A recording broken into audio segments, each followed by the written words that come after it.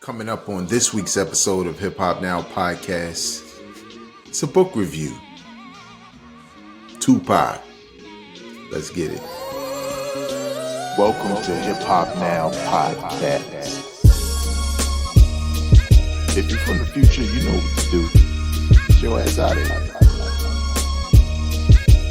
Don't disrespect the legend. Hip hop is here to stay. Let's get right into the business. What up, y'all? I am your host, Vegas, and this is Hip Hop Now Podcast, a podcast specifically designed to keep you caught up on all things hip hop music and culture that happened throughout the week. This is a bonus episode. So, first and foremost, salutations, shout outs to those who listen to this podcast in audio form. And you can get it wherever you listen to your audio podcasts. Just look up Hip Hop Now Podcast. But also shout out to those of you watching right here on YouTube. Big shout out to you trying to get to 25,000 subscribers by the end of 2025. Right now we are at 21,000 subscribers. So if you love what you've seen or heard from this channel, subscribe, hit the like button. Comment. I read the comments. I respond to comments. Do all those good things, but most importantly, share it with people you know enjoy this kind of content. Let's get right into the business. You saw the cover. You saw the title of everything we're here to talk about. We don't do this that often, and this was supposed to go down another way, but it's going to go down this way. Okay? It is a book review of the brand new book just released by Jeff Pearlman. Only God Can Judge Me, the many lives of Tupac Shakur, right? New book. Now, I know you may say to yourself, again, another Pac book? Come on. What are we doing? Well, give me a second. We are being fair and square. So let me tell you the gist of how this book review came about, and obviously give you my review of the book. The author, Jeff Pearlman, reached out to me via social media and was like, I think you would dig this book, right? So we went a little back and forth between, getting the advanced copy and all that good stuff, but he looked out, so I read it, and here we are, right? So I do appreciate that when it comes to authors, right? Because I feel like along with all the music that we consume and articles and videos about hip hop, this game in general, we need to read, y'all. Reading is not the same as watching a video about somebody talking about a book, right? Reading is a very deep, intimate experience, like you experience when you got the headphones on and you zoning out listening to some Tupac, as a big fan. Now, really quick, there is some quote unquote controversy around this book because it was one of the questions I had first when I did a little research when he reached out to me. What makes a author, best-selling author, who is primarily written about sports, now want to write about hip hop and Tupac in particular?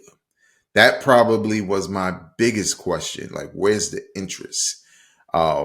Because there's a lot in this book that that is really good, and then there's some things that I can see it upsetting fans. And I think the title of the book is fitting for a number of reasons. We know Only God Can Judge Me is the Tupac song, kind of like Tupac's mantra, but also when you're writing about someone, a biography about someone who's not here to say that's true or that's not true or whatever, or defend themselves if they had to defend themselves, or even not necessarily authorized, but co-sign in some cases or whatever it may be. Now we know that doesn't mean certain things are true versus certain things not being true. We can really only deal with what we have. And again, Tupac is not here. And that's not to say that if Tupac refuted something in here, it doesn't mean it didn't happen. But it helps to have the person around to co-sign that. But when you don't have the person around to do a biography and talk to them and question them, what you do is you do a series of interviews. And from what I understand, Jeff Pearlman did an insane amount of interviews. And it wasn't just, oh, let me ask the mailman if he liked Tupac. And, what story can he tell me? No, it was family. He got a ton from people who are very close who seldomly talk about Tupac. So again, I'm not trying to prove any of the information correct or incorrect or even the motivations of the author. I'm just saying these are the questions, right? And they are the questions I had going into the book, especially about an author who's written mostly about sports. I'm a big sports fan, so I have heard of him. I haven't read any of his books, but that's not because of interest. That's just because I don't read a lot of books to begin with. I kind of read the books that I'm most interested in. But that aside, two of the things that you've probably seen on social media, on the internet, hip hop sites that reported it because they read the book. There are two things that are like standouts. And one of them, even though I knew going into the book about it, the introduction to this book is fantastic, right? Now, you may have seen and heard about them basically finding Brenda's baby from the song Brenda's Got a Baby, and the short form part of that story is Tupac read about this real life story in the paper and wrote a song about it. But Jeff Pearlman and a couple of people, who he knows, found the actual baby, who is not a baby anymore, obviously. And I think he's done some interviews and stuff like that. But what was compelling about it from an introduction standpoint was the fact that I never thought to want to know much or the intimate details about what happened. But knowing that song was one of the things that captured my attention as a fan of hip hop back in the days and Tupac. And when I read this introduction, which gives you full details on what occurred in real life, and then you look at how Tupac interpreted that story, and her name isn't Brenda, by the way, but he's telling the story about a real story. It just was so dope to read something about a hip hop classic record that I've admired for decades. You know what I'm saying? I never really asked to where Brenda baby at? I didn't know what happened. I didn't know if the baby was alive or not. So that's one of the things I like about the introduction to this book, because it hooked me in as a hip hop fan, as a fan of artists, even as a fan of journalism, right? Some great journalism to do that also. But the other thing in the book, and I'll give my overall review of the book, but the other standout thing that you may or may not have seen in the book that some people are talking about, some people hate the fact that it's out there or don't believe it, even though, to his journalistic credit, this isn't a story being made up out of thin air. This is coming from people very close to the situation. But Tupac in high school, he went to a performance arts high school in Baltimore. And if you know any performance arts high school, including the one in New York, that they're real expressive and artsy, and from people who I've known who have told me, I don't know. First thing, I don't know. They're so expressive that they start, sometimes they all touching each other. And maybe it's not sexual touching, maybe it is in some cases, and others is just who they are. I think that's fine. That's what y'all do. And that's cool, because I'm not going to say we ain't get great artists out of those environments or whatever. But they said in the book that Tupac was dressing weird in some cases, expressing himself in a way that some people wouldn't find to be very masculine, the way they know Tupac, right? So of course that set some people off. But also kissing a boy on a dare, right?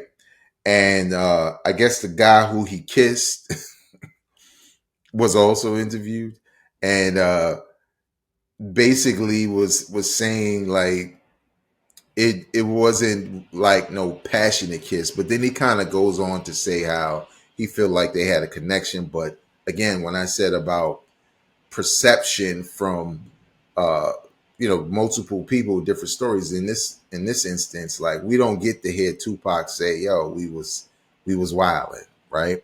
Or yo, that didn't happen, or it was just a dare and we were drunk. It was nothing more than that. We don't have Pac to say that. And this guy's kind of giving his interpretation of the situation. Now, hip hop is homophobic. I did a whole podcast on it. It just is, right? So whether this is true, whether that guy's instincts when it came to him and Pac in high school were there, whether people who knew him wanted to categorize him as heterosexual but also bisexual, we don't know. Anybody who knows, they know, right? Without a doubt, they would know. So my opinion on it, who cares? Honestly, who cares? I think again, Pac's not here to refute anything. And at the same time, there's parts of me that believe some of it because of the fact I know people who've gone to art and design type high schools and say that some, not all, some people are just like that because it's just, they're all expressive and everything is an extension of their expression. So do with that what you will. But I will say this about the book. I like the book. I feel like what I got from it was a deeper connection to Tupac. Now I know you may say like, well, how much connection you need? Tupac wasn't absolutely shy about his life and his feelings and his motivations, and that is true. I feel like I knew Tupac strictly through his music, but also through various interviews he's done across the years. Even an exhibit that I visited in LA about 2 years ago about Tupac, which taught me a lot more about him on a deeper level, just based off of what was there from his rhyme books to the write-ups about his mother and the Black Panthers and being pregnant with Pac, all the way through to his untimely death.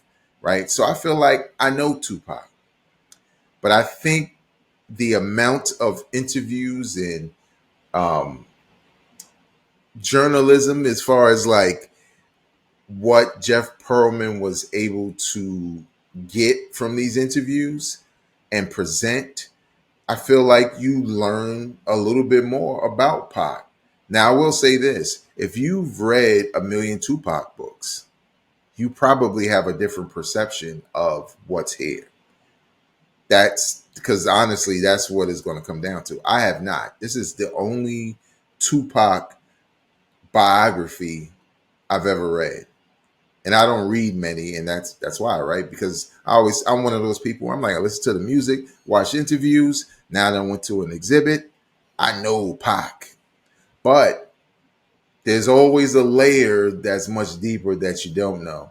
And lastly, I'll say this just about the start of the book, right? So the introduction did a lot to get me into the book, but it was about Tupac, but it wasn't, right? But it had me interested just because of the connection with that record. But having the first couple of chapters dig deeply into the life of Afeni Shakur, Tupac's mother, I thought was excellent. Mainly because what I've known about Afeni Shakur is, oh, his mother was a Black Panther, his father was a Black Panther, and at some point she was on drugs, and like I know again through the music, through the stories of Tupac, I felt like I knew Afeni Shakur, but this brought me down to a ground level of knowing her in a way that's relatable. And I'm not saying that to say like, oh yeah, my mother did the same thing. She did not. But there are stories like that in the neighborhood that we can relate to, whether it's a relative or whether it's somebody else's parent or mother or whatever, and you see the struggle and seeing Afeni Shakur struggle early on, but also fight and sort of have a reputation for fighting for the rights, fighting for civil rights of Black people, even defending herself in court. You see where Tupac gets his spirit from. We've heard about it, but I think the detail here, at least for me, was a nice setup getting into who Tupac was. It was a perfect setup. So what I'll say to you is if you feel like you know everything about Tupac, you've read all the books, watched all the videos, documentaries, got all the albums, listened to whatever, this book might not even move you, right? If you have a basic knowledge of Tupac, I feel like it's a decent starter for somebody who maybe you didn't get into the music, but maybe this will help you. And for anybody who's never been interested in Tupac, why are you watching this video anyway? You know what I'm saying? So there you have it. That's my review on Jeff Pearlman's Only God Can Judge Me, The Many Lives of Tupac Shakur. Do you have the book? Do you plan to read the book? Yes or no? Leave your comments in the comment section below and let me know why. I'm not about arguing with anybody, but I am interested in knowing those who are interested in the book versus those who will not read it, because that's been going around also. Tell me why. Subscribe to the channel. 25K subscribers by 2025. Help a brother out. Become a member if you want to help the production of this podcast. This podcast started in certain ways, but listeners and viewers like you have contributed, whether it was the Patreon back in the day, the Cash App on the screen, or becoming a member of the YouTube channel. All proceeds go right back into the show. Until next time, y'all, I'm not a critic, I'm a fan. Peace.